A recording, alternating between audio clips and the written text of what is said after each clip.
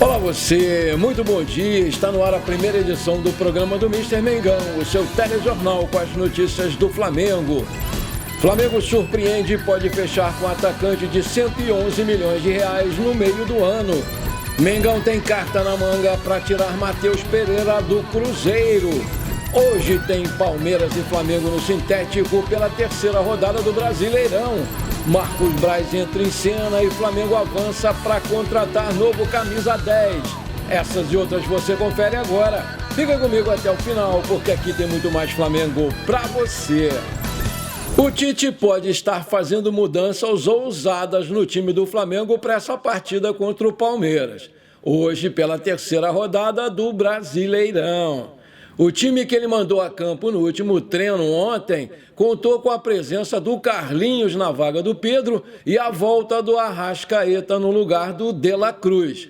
De acordo com as informações do jornalista Fred Gomes, do GE, o treinador indicou as duas mudanças e a entrada do Luiz Araújo na vaga do Cebolinha, considerando o time da última rodada.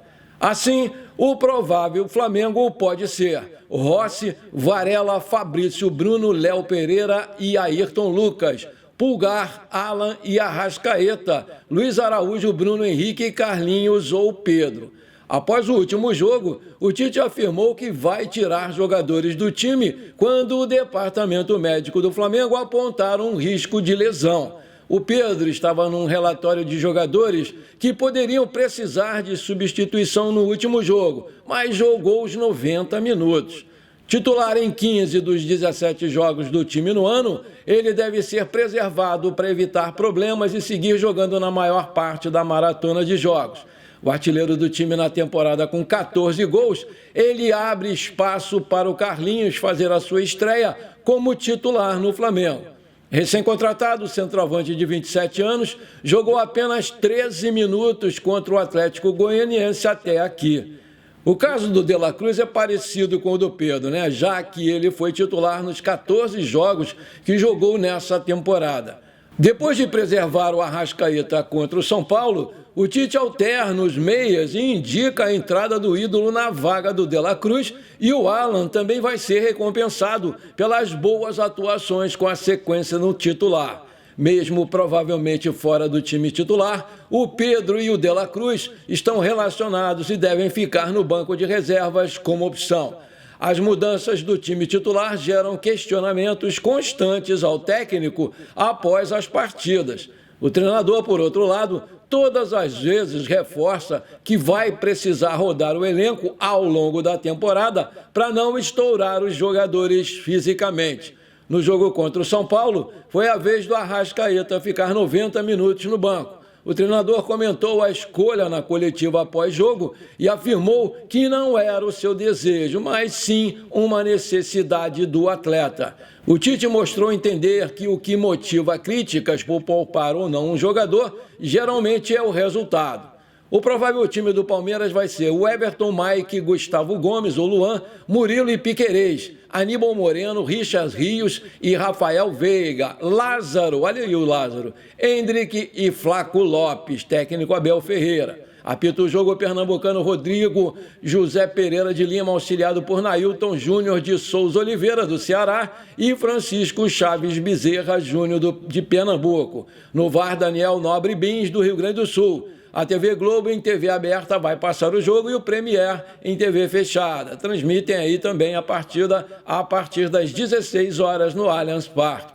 O Flamengo tem um bom retrospecto lá. Nos últimos 6 jogos, entre eles, no gramado sintético, foram 4 empates e 2 vitórias do Flamengo. No Twitter, o Flamengo publicou a seguinte nota: o jogador Everton Cebolinha realizou exames que apontaram uma lesão na panturrilha direita, segue em tratamento no CT e deve desfalcar o Flamengo também contra o jogo do Bolívar.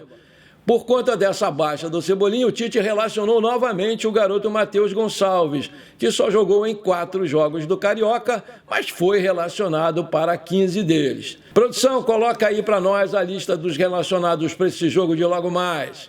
Goleiros: Matheus Cunha, Rossi e Diego Alves. Laterais: Vinha, Ayrton Lucas, Wesley e Varela.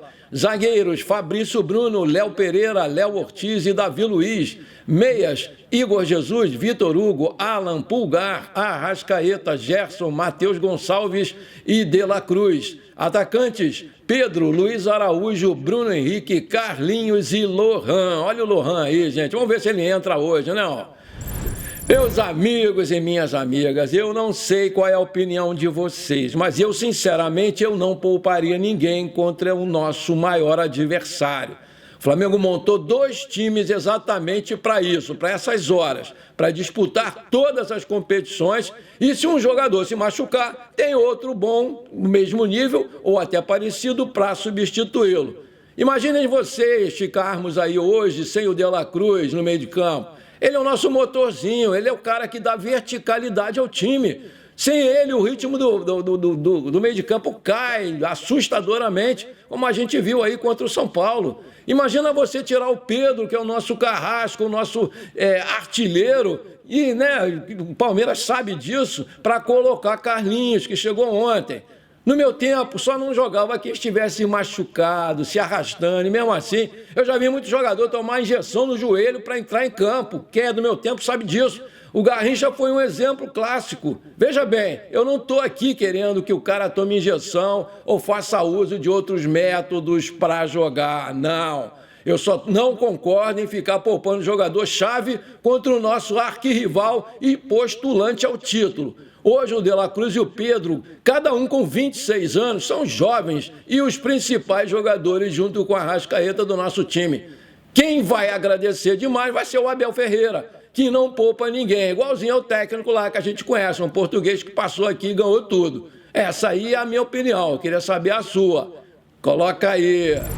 O Flamengo saiu na frente do Botafogo nas oitavas de final do Novo Basquete Brasil. Nesse sábado, o Orgulho da Nação, atuando fora de casa no ginásio Oscar Zelaya, derrotou aí a equipe de General Severiano por 92-87, depois de ter ido para o intervalo com 27 pontos de vantagem.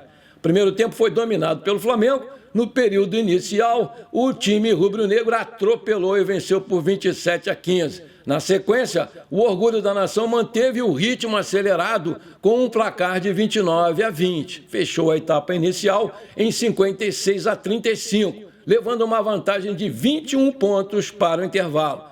Mas depois dessa pausa, o jogo ganhou mais emoção. Isso porque o Botafogo venceu o terceiro período por 24-23, de larga vantagem dos 4 iniciais. O Flamengo caiu de rendimento e viu o seu adversário se aproximar do placar e ficar a 3 pontos. E foi derrotado por 28-13. Mas fechou o jogo com uma vitória emocionante por 92-87. E por ter vencido o primeiro jogo, o Flamengo agora está em vantagem contra o Botafogo na série melhor de 3 e caso vença mais uma partida contra eles, vai fechar a série e vai avançar para as quartas de final da competição nacional.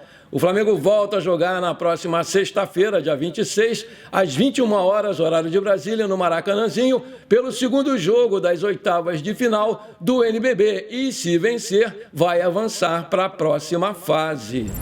Hoje, às 10h30, horário de Brasília, o Flamengo volta a entrar em campo contra o Internacional de Porto Alegre pelo Campeonato Brasileiro Feminino, na Morada dos Quero-Queros, no Rio Grande do Sul, em jogo válido pela 6ª rodada. Em busca da sua segunda vitória no Brasileirão Feminino, o time comandado pelo Maurício Salgado ocupa a 12ª posição com uma vitória, um empate e 3 derrotas. Esse jogo vai ter a transmissão ao vivo do Sport TV em canal fechado e no Globoplay. CBF optou por uma árbitra de São Paulo e quem vai apitar o jogo vai ser Adele Mara Monteiro, auxiliada por Ariela Duarte da Silveira e Stefane Adriati Estrela da Rosa, ambas do Rio Grande do Sul. Vale lembrar que, apesar do investimento recorde na modalidade, o Campeonato Brasileiro Feminino segue sem a presença do VAR nessa fase de classificação. A ferramenta só vai ficar disponível a partir das quartas de finais. Em um jogo direto contra a zona de rebaixamento, já que o Internacional está na 14ª posição, com apenas 2 pontos a menos que o Flamengo. O rubro-negro vai com o que tem de melhor para o sul do país. Provável escalação do Flamengo para hoje: Barbieri, Mona Lisa, Daiane, Thaís, Regina e Jucinara. Digene, Duda e Darlene, Gisele, Crivellari e Cristiane. Vamos recuperar aí, meninas. Agora eu tenho um pedido para te fazer. Se você está curtindo o nosso programa, então não esquece, manda brasa agora no like para fortalecer o nosso canal. E se você ainda não é inscrito, bora lá, me dá essa moral, vou ficar muito feliz com você. Aperta o botão inscrever-se, aperta o sininho ali e pronto. Simples assim, você me ajudou demais, muito obrigado. De acordo com o portal El Craque Deportivo da Argentina, um dos nomes que interessam ao Flamengo é o do argentino Ezequiel Barco, velho conhecido da nação e que joga hoje no River Plate da Argentina. O Barco, de 25 anos, ele ficou famoso no futebol brasileiro depois da Copa Sul-Americana de 2017, quando foi um dos grandes carrascos do Flamengo. Naquela ocasião, o Independiente venceu a competição sobre o Flamengo. Depois, o Barco ainda passou pelo Atlanta United dos Estados Unidos antes de acertar com o River Plate. Ainda segundo a mesma fonte, o ponta tem multa fixada em 20 milhões de euros, cerca de 111 milhões de reais na atual cotação. Pelo River Plate, ele já soma 115 jogos disputados, com 14 gols e 18 assistências. O Ezequiel Barco é um meia ofensivo argentino destro com 1,67 de altura, que também pode jogar de ponta esquerda ou meia esquerda. Tem contrato com o River Plate até 31/12/2026 e o seu passe está avaliado em 9 milhões de euros. Aí eu te pergunto, você acha uma boa contratação do Ezequiel Barco? Coloca aí! O Flamengo estaria interessado em Matheus Pereira para a segunda metade da temporada do futebol brasileiro. O jogador pertence ao Al Hilal, time do Jorge Jesus, e está emprestado ao Cruzeiro do Ronaldo Fenômeno. Na atual temporada, o meia se adaptou ao Brasil e vem sendo o grande destaque do time mineiro. Já são 2 gols marcados e 7 assistências dadas nos 16 jogos em que ele atuou. O Matheus está emprestado ao time de Belo Horizonte até a metade desse ano. Após o encerramento do vínculo, a Raposa tem a opção de compra na casa de 12 milhões de euros.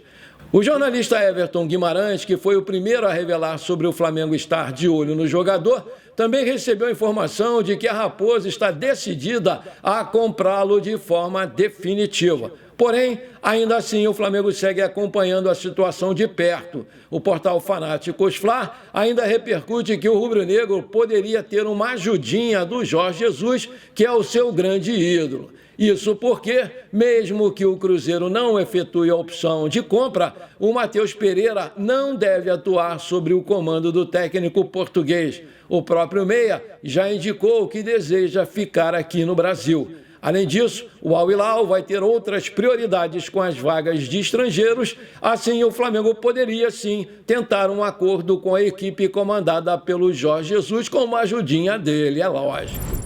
Tá esquentando, galera. O Flamengo tem conversas avançadíssimas para fechar a contratação de um grande camisa 10 visando as fases finais da Copa Libertadores, do Brasileirão e da Copa do Brasil, porque a prioridade do clube é vencer as 3 competições.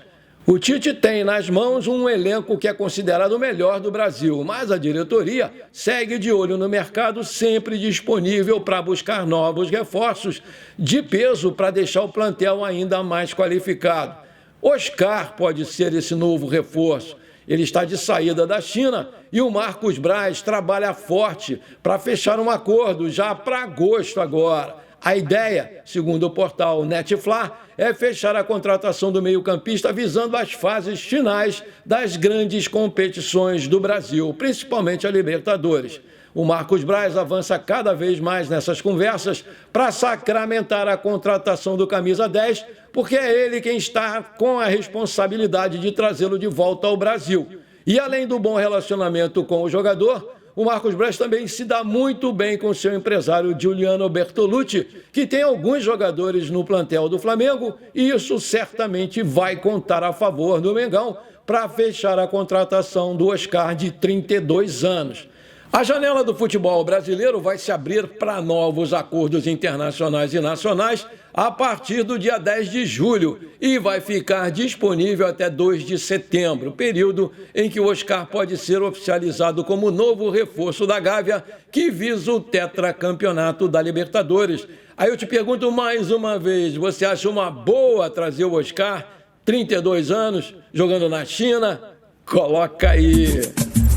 Antes de terminar o nosso programa de hoje, conforme eu prometi, eu quero mandar aqueles abraços para a galera que me pediu e que está sempre aqui comigo prestigiando o nosso canal. Bora lá! Alô, meu amigo Antônio Cândido de Goiás. Alô, meu amigo Sérgio Uliana de Itapuã, no Espírito Santo.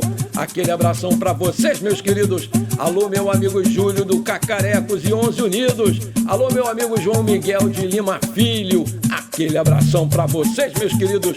Alô, minha querida amiga Valdete Andrade. Alô, meu amigo Wagner Godinho, gente finíssima. Aquele abração para vocês, meus queridos. Alô, meu amigo Antônio Henrique. Alô, meu amigo Jorge Malagueta de Olinda, em Pernambuco, terra linda. Aquele abração para vocês, meus queridos. Alô, meu amigo Jorge Escudino, de Vila Velha, Espírito Santo. Alô, meu amigo Sérgio Santos, gente finíssima, tá sempre aqui comentando no canal. Aquele abração para vocês, meus queridos. Alô, minha querida amiga Josélia, parabéns pelo seu aniversário que é hoje. Muita saúde, muitos anos de vida para você. Tudo de bom, Josélia, minha amiga. Curta bastante o seu dia. Parabéns, Josélia. Não esquece de mandar um pedaço desse bolo aí para mim. Tamo juntos, querida. Bom, por enquanto foi isso. Eu espero que você tenha gostado do nosso programa. Muito obrigado por você ter ficado comigo até aqui. Um forte abraço. Bora ser feliz. Pra cima deles hoje, Mengão, 2-1. Tá bom.